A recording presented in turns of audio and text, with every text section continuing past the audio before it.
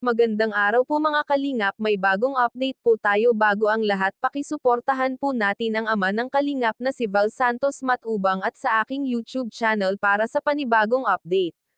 Bumalik muli ang kilig sa tambalang Jomar at Carla. Nakakatuwang panoorin habang sa camera ay napaka-sweet magpakilig sa bayan at may kapansin-pansin kay Carla, tila ba may nagbago sa kanya.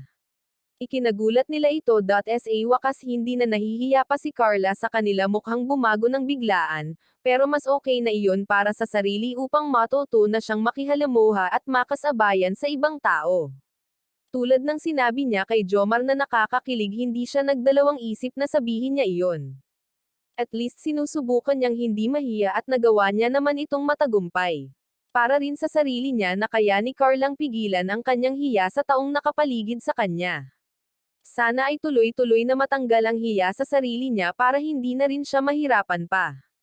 Nakakatuwang panoorin ni Carla at Jomar at siguradong kikiligin ka sa pagtatambal nilang dalawa, tila ba sa tuwing magkikita sila ay may mga matamis na tinginan na may ibig sabihin. Sa ngayon ay tuloy pa rin ang pagpapakilig nila sa mga viewers. Dahil naghahatid sila ng saya at makakatanggal pagod at siguradong mapapatawa ka sa mga ipapakita nila. Buti sa ngayon ay unti-unti nang magbabago si Carla para kay Jomar. Bagamat may kumakalat na pinapaalis na sila Carla sa tinitirahan nila kaya laking problema sa kanila iyon. Pero di nag-atubili sabihin ni Rab na magagawan niya ng paraan ang lahat para lang may matirahan sila dahil kawawa naman talaga itong pamilya na ito.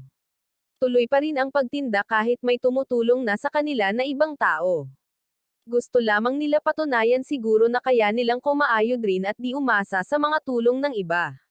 Pero pasalamat na rin nila dahil hindi na rin naging mabigat sa kanila ang mga pangangailangan sa araw-araw.